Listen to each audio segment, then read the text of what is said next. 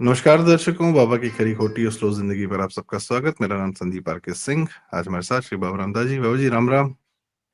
जय श्री राम, हर हर महादेव।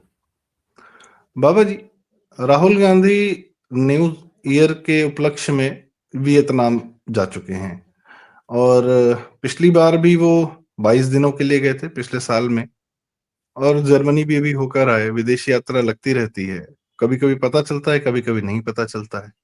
ये नहीं पता चलता वहां किससे मिलते हैं, क्या करते हैं। तो क्या भारत के अंदर ये एलओपी बनकर भारत के अगेंस्ट का कार्य कर रहे हैं, या फिर ये क्या है कि इतना सीक्रेट लाइफ जीते हैं बाबा जी? नहीं संदीप भाई, पहले किसी जमाने में सीक्रेट होते थे। अब तो सरेआम कर रहे हैं, खुलेआम कर रहे हैं। मैं आपके सवाल का जवाब दूं इससे पहले जरा एक मिनट ये जी जी अपनी एक प्लीज। बुक प्रमोट कर दो दर्शकों। ये मेरी बुक है, दद्दा की खरी खरी। इसकी कीमत 600 रुपए है। आप इस पुस्तक को मंगा सकते हैं। इस पुस्तक की बिक्री से जो भी पैसा प्राप्त हो रहा है वो मेरे मंदिर और आश्रम में प्रस्तावित निर्माण होना है एक गौशाला और एक बीमार घायल गायों के चिकित्सालय के का, उसमें ये राशि खर्च होनी है। और ये एक तरह से आपका सहयोग है, ये सहयोग राशि है उस गौशाला के लिए।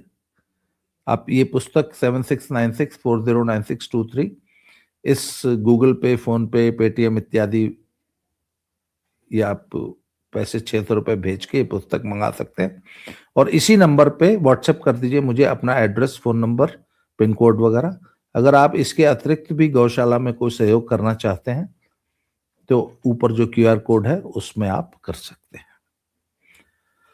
अब आ जाते हैं संदीप भाई ने जो सवाल पूछा कि secret. No sir, it is no more a secret. Once upon a time it was a secret. अभी तो पीछे आपको ध्यान होगा कि जब सैम पित्रोदा से पूछा गया कि राहुल गांधी जर्मनी विजिट में कॉर्नेलिया वॉल से मिले, तो हम बोला हाँ मिले। कहते वो जॉर्ज सोरोस की टीम की सक्रिय सदस्य है, हार्टी स्कूल की जो मैनेजमेंट बोर्ड है उसकी सदस्य। बोले हाँ, तो फिर क्या हुआ, क्या फर्क पड़ता।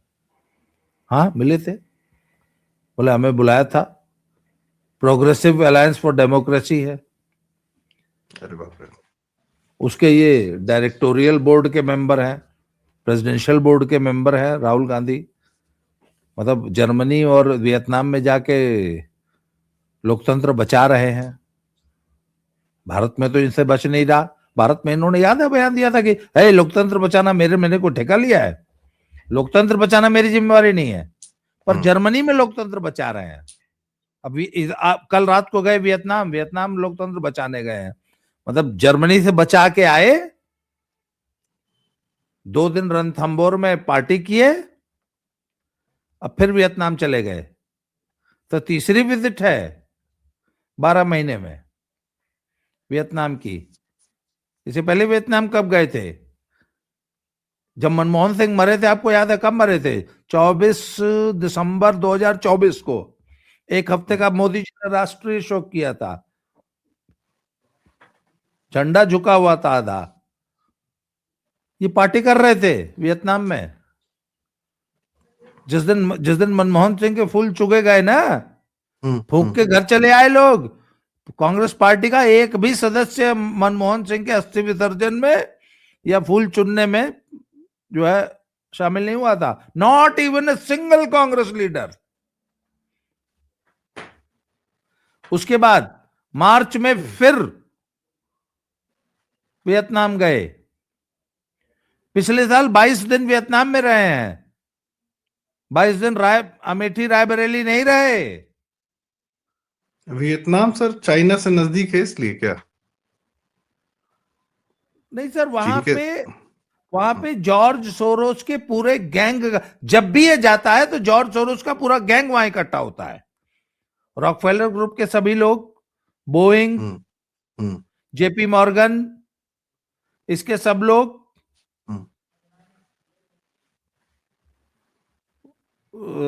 जॉर्ज सोरोस का एक संगठन है, open society foundation. Open society foundation. उसके अलावा उसका एक संगठन है सर, वो है यूनिवर्सिटियों का। मैं आपको बताऊं, वियतनाम की फुलब्राइट यूनिवर्सिटी है, उसकी पूरी फंडिंग जॉर्ज सोरोस की है। और वहां पे ओपन सोसाइटी यूनिवर्सिटी नेटवर्क है, जो कि पूरी दुनिया की सोसाइटीज में, पूरी दुनिया में जो यूनिवर्सिटीज हैं चुनी हुई खास खास, उसको फंडिंग देता है जॉर्ज सोरोस। राहुल गांधी वहां जाते हैं। तो सर अब ये कोई ढकी छुपी बात नहीं है। कल फिर गए रात को, उसके पहले जाके वियतनाम के एम्बेसडर से मिले थे राहुल गांधी पिछले साल जुलाई में। अगस्त में फिर सोनिया गांधी और वो गोगोई और वो गए थे मिलने, सोनिया गांधी, राहुल गांधी एंड गोगोई। तो सर तो ये लोग बात ये, मिल लेते हैं जी। हाँ जी बाबू जी, जी जी, आप पूछिए। मैं कह रहा था ये लोग मिल लेते हैं तो फिर चाहते क्या है, पर्पस क्या है, क्या लगता है क्या पर्पस है? भारत में आके फिर वोट चोरी कैंपेन चलाने लगते हैं, लोकतंत्र के प्रति भ्रम फैलाने लगते हैं। लेकिन एक्चुअल में क्या रीजन लग सकता है कि ये इन लोग की मंशा क्या है?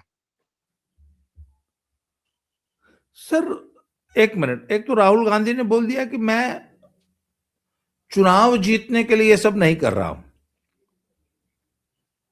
उसने भारत जोड़ो यात्रा निकाली, पर वो गुजरात गया नहीं जहां चुनाव था। वो पूरे देश में घूम रहा था, जहां चुनाव था वहां नहीं गया। क्यों? उसको मालूम है चुनाव हम जीतना ही नहीं है, हमें, हम जीत नहीं सकते, भारत की जनता वोट देगी ही नहीं। इसलिए चुनाव जीत कर सत्ता में आने का रास्ता उसको पता है कि वो बंद हो चुका है। तो नया रास्ता सर होता क्या है कि वो यहाँ चंडीगढ़ से लेह लद्दाख जाने के लिए अब सरकार ने रास्ते बनाए ना। तो एक रास्ता था श्रीनगर होते हुए, तो वहां करगिल से मुशर्रफ बैठ गया, फायरिंग करने लगा, रास्ता बंद हो गया। तो उन्होंने बोला यार इसीलिए दूसरा रास्ता बहुत जरूरी है। दूसरा नहीं, फिर तीसरा भी खोलो, चौथा भी खोलो, पांचवा भी खोलो, छठा भी खोलो, इतने रास्ते बना दो। चूहा जब कॉलोनी बनाता है तो उसके 36 बिल होते हैं, 36 आने जाने के रास्ते होते हैं। इंडिया वही कर रहा है। ये तो कहते थे कि ना रास्ता बनाओ ही मत। एक एंटनी बोलता था कि नहीं नहीं रास्ता मत बनाओ, चाइना दिल्ली तक आ जाएगा। बोला है चला हम बीजिंग जाएंगे, चाइना क्यों दिल्ली आएगा, बनाओ ताला। दौलत बेग ओल्डी तक सर ऐसी सड़क है, लद्दाख से चलिए, लेह से चलिए आप, कुछ 14-12 घंटे में शक्तिमान का लोडेड ट्रक आर्मी का दौलत बेग ओल्डी पहुंच जाता है। 300 किलोमीटर है। पता है क्यों? क्योंकि रोड हमारे आपके घर की इतनी शानदार रोड नहीं है, लखनऊ की, दिल्ली की, जितनी वहां बीआरओ ने बनाई है दौलत बेग ओल्डी। कहा पहले 3 दिन लगते थे, अब 6 घंटे में पहुंचता, 8 घंटे में, 300 किलोमीटर है। तो रास्ता बनाए ना। तो राहुल गांधी ने भी वही रास्ता बनाना है कि देखो यार, चुनाव जीत के सत्ता में आने वाला रास्ता बंद हो चुका है। अब नेपाल वाला रास्ता है, नेपाल और बांग्लादेश क्रांति। उसके लिए हजारों लोगों को, लाखों लोगों को, लाखों तो नहीं, 1000 भी आ जाए फूकने फाकने वाले तो चल जाएगा। सर आज से 3 साल पहले, 3 साल नहीं, 2.5 साल पहले, 30 महीना पहले, गिग वर्कर, ये जो आजकल ब्लिंकिट और जोमेटो और स्विगी पे जो लड़के मोटरसाइकिल पे ये मैकडोनल्ड्स और इस पे पिज्जा पहुंचाते हैं, या ब्लिंकिट पे दूध पहुंचाते हैं आपके घर में, उसको गिग वर्कर बोलते हैं। राहुल गांधी ने आज से 30 महीने पहले गिग वर्कर से मुलाकात की। गिग वर्कर्स ने हड़ताल की इस क्रिसमस पे, 25 दिसंबर। उसके बाद तेलंगाना और 31 की नाइट पर भी की। हाँ, उसके बाद 31 की नाइट पे दोबारा की। उनको ये भड़काया जा रहा है कि नहीं 10 रुपए किलोमीटर मांगो। 40,000 रुपए महीना तय होना चाहिए। 40,000 रुपए सैलरी। पक्की सैलरी होनी चाहिए। तो पक्की सैलरी होगी तो ग्रेच्युटी भी होगी, जीपीएफ भी होगा, पेंशन भी होगी, मेडिकल लीव भी होगी, ओल्ड पेंशन स्कीम भी होगी, क्यों नहीं होगी? फिर तो यूनियन भी होगी, फिर हड़ताल भी होगी। उसके बाद ट्रक ड्राइवरों से मिला ना? हम्म उसके बाद रेलवे के ड्राइवरों से भी मिला। हम्म ट्रैक्टर ड्राइवरों तो पहले से ही यूनियन है। हर बात पे अभी इथेनॉल प्लांट का विरोध करना था तो 5,000 एक ट्रैक्टर पहुंचने वाले थे। तो क्या चक्कर है सर? सारे ड्राइवरों को मिलके, पहले ओला उबर वालों से भी मिला था, और ड्राइवरों का एकमात्र हितैषी देश में कौन है? राहुल गांधी। सर पूरे देश को एक साथ डिसरप्ट करने की प्लानिंग चल रही है। ये एक दो दिन की प्लानिंग नहीं है सर, ये कम से कम 10 साल लगेंगे इसमें अभी। तो इन सभी, अच्छा उसके बाद अभी ये बिजली वालों से भी मिलेगा, रेलवे के ड्राइवरों से मिल चुका है, ट्रक वालों से मिल चुका है, ये बिजली वालों से मिलेगा, अब ये पानी वालों से मिलेगा, अब वो दुनिया की, भारत की हर एसेंशियल सर्विस के वर्कर से मिलेगा। फिर एक दिन सब इकट्ठे मिलकर हड़ताल करेंगे देश को डिसरप्ट करने के लिए। फिर ये टूल किट कहां से आ रही है? ये ऐसी वियतनाम जैसे, उसके पीछे लंका भी गया था। ट्रक ड्राइवर्स ने तो की थी सर, 2 दिन लगे थे सरकार को निपटने हाँ में। हाँ। तो सर ये देश को, पूरे देश को एक साथ डिसरप्ट करने की प्लानिंग बना रहा है, और ये उसी टूल किट का हिस्सा है। इसकी बार बार Vietnam, Germany, Colombia, China, Malaysia का लंकावी, बैंकॉक, ये सर एक बात सारा बताइए, जैसे आपने बताया कि ये सारे के सारे ड्राइवर्स, गिग वर्कर्स, इन सबसे मिल रहा है, इन लोग को स्ट्राइक करने के लिए उकसा रहा है, वही यूनियनबाजी, हड़तालबाजी, जिससे देश बाहर निकल आया है कम से कम वामपंथियों के जाने से। तो ये तो देश हमारा इस समय जो दुनिया में सबसे तेजी से बढ़ती हुई अर्थव्यवस्था है, हमारी स्पीड बड़ी अच्छी है, 7% 8% पे हमारी हर क्वार्टर के रिजल्ट्स आते हैं, महंगाई, इन्फ्लेशन एकदम चेक में है। और भाई ये सब एम्प्लॉयमेंट ही है, जो लोग करते हैं अपना काम, कोई और काम नहीं। प्राइवेट स्पेस में एम्प्लॉयमेंट बढ़ रहा है, इसमें जो लोग खाना बना के पहुंचाते हैं, कई सारे रेस्टोरेंट्स चलते हैं, ये पूरी एक इकोनॉमिक एक्टिविटी चल रही है। तो इसको इकोनॉमिक एक्टिविटी को भी डिसरप्ट करना है क्या? इकोनॉमी थोड़ी सी बिल्कुल। कमजोर हो जाए, कहीं हो आप बताइए जाए। ना, पुराने जमाने में आपको दुकान चलाने के लिए सबसे इंपॉर्टेंट जगह क्या थी? सबसे इंपॉर्टेंट जगह पे आपकी दुकान होगी तब चलेगी। आप भाई दुनिया भर के सालों ऐसे कोने में दुकान खोल देंगे तो कौन आएगा? ग्राहक ही नहीं आएगा। सर इस टेक्नोलॉजी ने और होम डिलीवरी ने उस मॉडल को फेल कर दिया, जहां आपको लाख रुपए महीने की दुकान, लाख रुपए, 2 करोड़ रुपए पगड़ी, और 20,000 की दुकान लेनी होती थी, या अगर पगड़ी नहीं देनी तो लाख रुपए महीने की दुकान किराए पे लेना मजबूरी थी आपकी। अब आप अपने घर में, अपने घर के 2 कमरों में एक स्टोर चला सकते हैं। आपको मौके पर, आप लेडीज अपने घरों में क्लाउड किचन चला रही हैं। लोग अपने घरों से, कौन सी ऐसी सर्विस है जो नहीं प्रोवाइड कर रहे? अब आपको ब्यूटी पार्लर खोलने की जरूरत नहीं है, अगर आपको काम आता है तो एक ऐप से आपका काम चलेगा। हाँ, अर्बन क्लैप करके उससे बुला लिए जाते हैं लोग घर पे। ऐसी 1,000 सर्विसेज है। शादी ब्याह में तो बहुत चलता है सर। हाँ, ऐसी बहुत से ब्राइडल सैलून्स हैं जो कि जिनका कोई सैलून है ही नहीं, वो फोन पे ही सैलून चला रहे हैं अपना, फोन पे ही हम्म सारी सर्विसेज दे रहे हैं, सारी सर्विसेज। सर इस सबको डिसरप्ट करने का प्लान है। अच्छा एक चीज, मनरेगा बचाओ आंदोलन चलने जा रहा है इसी 5 तारीख से। मनरेगा क्या है? देश की सबसे बड़ी एम्प्लॉयमेंट स्कीम है। एम्प्लॉयमेंट क्या है? गड्ढा खोदना। गड्ढा खोदना रोजगार है। गड्ढे खोदने को ये देश का रोजगार मानते हैं। और पकौड़े तल के चाय के साथ पकौड़े बेच देने का स्टॉल लगा लो, वो रोजगार नहीं है।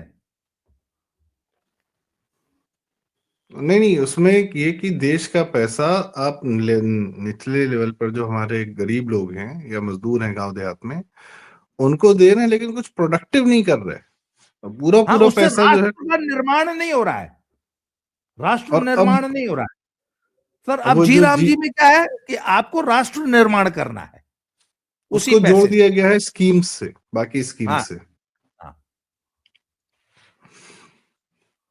उसका विरोध करेंगे। 5 तारीख को राष्ट्रव्यापी आंदोलन करेगा राहुल गांधी कि गड्ढा खोदने वाली स्कीम को जिंदा रखो। ये टूल किट नहीं है तो क्या है सर? वो आदमी अब गड्ढा जब खोदने को रोजगार, जॉब सिक्योरिटी मानता है, गड्ढा खोदने को। पकोड़ा तोलने को वो रोजगार मानता ही नहीं।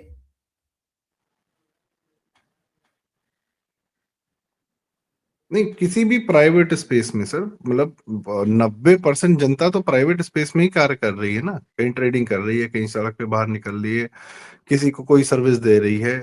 और सरकार सबको काम तो नहीं दे सकती। सरकार ये इंश्योर कर सकती है कि हाँ, सब लोग अपना अपना काम करो, कोई बात नहीं, कोई किसी को लूटेगा नहीं, रेगुलेशन प्रॉपर रहेगा, लॉ एंड ऑर्डर बढ़िया रहेगा, आपको सारी बिजली पानी सब सुविधाएं मिलती रहेंगी। ठीक है, ताकि आप अपना कुछ कार्य कर सकें। गांव जहां है, जिस गांव में है, जिस शहर में, वहां रह के अपने परिवार के साथ अपना कार्य करिए, वरना पलायन करना पड़ता था। तो ये जो राष्ट्र निर्माण का कार्य होगा, जी राम जी बिल के माध्यम से जो बदलाव आ रहा है, इससे भी समस्या है क्या कि अब तो गांव देहात में ही रोजगार उत्पन्न होने लगेगा। कोई बिल्डिंग बन गई, कुछ हो गया, लोग अपने अपने काम को और बेहतर करेंगे, नीचे से भी लोग ऊपर उठने का अपना प्रयास करते रहेंगे। इससे भी तकलीफ है क्या जो उसने गरीब बना के रखा हुआ था? बिल्कुल सर। एक मिनट सर, एक हमारे भाई जॉन्स गोल टोपी और एक कांग्रेस। कांग्रेस, इन दोनों का आधार क्या है? गरीबी और जहालत। कांग्रेस का वोटर जब तक गरीब रहेगा और जाहिल रहेगा तब तक वोट मिलता रहेगा। अगर उसको गरीबी से बाहर निकाल दो, जहालत से बाहर निकाल दो, कांग्रेस का वोट बैंक खत्म हो जाएगा। सेम भाई जॉन्स का है। जितनी ज्यादा गुर्बत होगी, जितनी ज्यादा गरीबी होगी, जितनी ज्यादा अशिक्षा होगी, जितना ज्यादा अंधविश्वास रूढ़िवादिता होगी, उतना ज्यादा फलेगा फूलेगा। जब आदमी लॉजिकली सोचने लगेगा, इस्लाम खतरे में आ जाएगा। इसलिए पढ़े लिखे डॉक्टर इंजीनियर को भी अल्टीमेटली दिमागी रूप से जाहिल बना के रखना है। उसको 72 हूर का बोला है, कोई डॉक्टर भी कुछ नहीं रखा यार, जो मजा 72 हूर में है। भैया अल्फला वाले काहे 72 हूर के चक्कर में बम बांध के फट गए। एमडी डॉक्टर होने के बाद भी 72 हूर वाला कॉन्सेप्ट ज्यादा ल्यूक्रेटिव है। तो एक जहालत है जो उसको 72 हूर को और 24 गिल्मा को, दीन की खिदमत को, उस 25 साल की एमडी, एमबीबीएस, एमडी की पढ़ाई से ऊपर चल ले गई। 15 दिन की सर कुरान की ऐसे ऐसे करके जो पढ़ा था। सर ऐसे ऐसे करता आदमी उल्टी करता है ना, कि कुछ अंदर लेता है, मतलब ऐसे ऐसे करके गया। हाँ। वो हिस्टीरिया जब होता है ना औरतों को, हम्म, हम्म। वो हम लोग कहते हैं भूत खेलत थे। हमारे यहाँ गांव देहात में कुछ रोते होता था, ऐसे ऐसे करके ना, ऐसे ऐसे करके झोटा हिलाती है। हम कहते का भलो, अरे भूत खेलत थे। इनफैक्ट दैट इज वो हिस्टीरिया की बीमारी, होम्योपैथी में उसका बड़ा अच्छा इलाज है। है। तो ये जो जहालत वाले लोग हैं सर, ये भी तो कांग्रेस के सपोर्टर हैं, राहुल अरे गांधी के परम उनके परम सपोर्ट सपोर्टर। के बिना कांग्रेस, सर जब तक उनका सपोर्ट था कांग्रेस जिंदा थी। जहां उनका सपोर्ट हट गया कांग्रेस मर गई। बस एमपी का मुसलमान, राजस्थान का मुसलमान आज भी कांग्रेस को सपोर्ट करता है। कांग्रेस एमपी, राजस्थान, गुजरात में जिंदा है। यूपी बिहार में मुसलमान ने सपोर्ट करना बंद कर दिया, कांग्रेस मर गई। कर्नाटक में जहां अरे वो तेलंगाना में देख लीजिए, जब तक मुसलमान वोट नहीं दे रहा था तब तक मरी हुई थी कांग्रेस। जैसे ही मुसलमान का वोट पाई, जिंदा हो गई। और मुसलमान का वोट या किसी का भी वोट पाने के लिए उस कौम को अनपढ़, गंवार, जाहिल और गरीब, भूखा रखना जरूरी है। तो और सर ये भी अगर तो है आपने कि उसको पॉवर्टी से बाहर जी निकाल दिया, वोट बैंक चला जाएगा। इसलिए वोट बैंक फिर इंपोर्ट करना पड़ता है। इसीलिए हाँ, वोट बैंक इंपोर्ट करते हैं। रोहिंग्या लाते हैं बाहर से, पश्चिम रोहिंग्या बंगाल से। लाते हैं, वहां से उनको वोटर बनाते हैं। बोले सर अपने लोग वोट नहीं दे रहे, कोई बात नहीं, रोहिंग्या लाओ। हम्म। सर हिंदू जो है जातियों में बट के वोट नहीं दे रहा, अब हिंदू होके वोट दे रहा, चलो उसके खिलाफ में रोहिंग्या लाओ। हाँ, यही है, रोहिंग्या। यही राजनीति है। और और सर जाति को वापस जिंदा करो ना, ना ना, जाति को वापस जिंदा करो। हाँ, उस जाति पे तो लगे जनगणना। रहो, वो तो लगे रहो। हर कोई एक भी आखिरी टीम सवाल। बनती है, कोई भी अपॉइंटमेंट है तो बोला है इसमें कितने ओबीसी है, कितने महादलित है, कितने एबीसी हैं। इनके कांग्रेस में कितने हैं सर? खैर, सब तो क्रिश्चियन भरे पड़े हैं। नहीं जी। क्रिश्चियन तो क्रिप्टो क्रिश्चियन है। तो एक सर आखिरी सवाल सर, ये वियतनाम ये टूल किट लेने जाता है। ये जहां भी विदेश जाता है, ये वहां से टूल किट लेके आता है। जी जी एक बात और सर, लोग कहते हैं कि हो सकता है इनके 2-3 पासपोर्ट हों, ये अन्य देशों के भी सिटीजन, इनके पे केस भी चल रहा है उस प्रक्रिया में, तो एक बार दूसरे देश निकल के वहां से फिर किस पासपोर्ट पे कहाँ गए कौन जानता है। दूसरा ये कि जो इनका वोट बैंक है जिसकी आपने बात की, मुसलमान वोट बैंक जो भाईजान लोग हैं, ये लोग भी तो भारत का भला नहीं चाहते, तो जमीन पर इनके मंतव्य और राहुल गांधी के ऊपर से मंतव्य एक साथ आ जाते हैं, तो दोनों ही मिलके भारत का नुकसान करना चाहते हैं। ऐसा है कि ये जो इनका वोट बैंक है भाईजान वाला, इसका भी तो देश का में यही योगदान था, दंगा करना, इधर काटना उधर मिटना, कोई प्रोडक्टिव योगदान तो है नहीं। अच्छा, इनका जो अपना इकोनॉमिक्स है, वो भी ये देश की इकोनॉमिक सिस्टम से बाहर ही रखने का पूरा प्रयास करते हैं कि कैश पे ही चलती रहे इनकी इकोनॉमी, देश में ना घुस जाए कहीं। और बाकी ये गिग वर्कर्स भी होते हैं, ये हर चीज में गिग वर्कर्स में भी इनका बड़ा अच्छा खासा योगदान है, मुस्लिम बच्चों का, जो यंग बच्चे हैं जो बाइक लेके घूम रहे हैं सब। तो ये लोग मिलकर राहुल गांधी का मंतव्य और वोट बैंक का मंतव्य, तो भारत बर्बाद करना ही है। जब जब इनका रूल रहा है तब तक इन्होंने भारत बर्बाद ही किया है, या जिस प्रदेश में इनका रूल रहा है उस प्रदेश को बर्बाद किया है। बाबा जी। सर, मुसलमानों के मन में ये बात बैठाई गई है कि they were the rulers of India. उनके मन में यह था कि अंग्रेजों ने सत्ता हमसे ली थी, तो ये हिंदुओं को क्यों लौटा दी, सत्ता हमको मिलनी चाहिए थी वापस। सिखों का ये मलाल है, सिखों को ये मन में गुमान वो था कि मुसलमानों को तो पाकिस्तान मिला, हिंदुओं को हिंदुस्तान मिला, हमें क्या मिला, इसलिए हमें खालिस्तान चाहिए। ये 47 से ही चल रही है बात, को नई नहीं है, बीच में उभर जाते। अच्छा, कांग्रेस को क्या गुमान है कि देश को तो हमने आजाद कराया, इसलिए देश हमें मिलना चाहिए, हम रूलर्स होने चाहिए देश के। इनको सर वो भी एक ही ये परिवार। जो, हाँ, यस, एक फैमिली जो कि नकली गांधी फैमिली थी। हम्म, नेहरू, सर देखिए ना, वो देख लीजिए, प्लानिंग देख लीजिए। नेहरू की बेटी इंदिरा गांधी की मानस पुत्री, सॉरी, महात्मा गांधी की मानस पुत्री, नेहरू की बेटी, महात्मा गांधी की नाजायज औलाद, और देश पे शासन करने का स्वाभाविक हक मिल गया। तो बोले साल अब हमको चुनाव लड़ना पड़ेगा, हम देश के मालिक हैं, हमको चुनाव लड़ना पड़ेगा।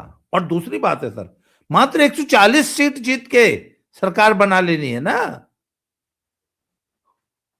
272 की जरूरत नहीं है। हाँ, सही बात। 210 ही थे तभी चली गई थी राष्ट्रपति के पास। Hmm we have 272, more are coming. मुश्किल से 200 थे, पर उसका सेंस ऑफ एंटाइटलमेंट देख लीजिए, चली गई कि नहीं नहीं है, बैठा दो, इतना बहुत होता है, इससे ज्यादा जरूरत नहीं है।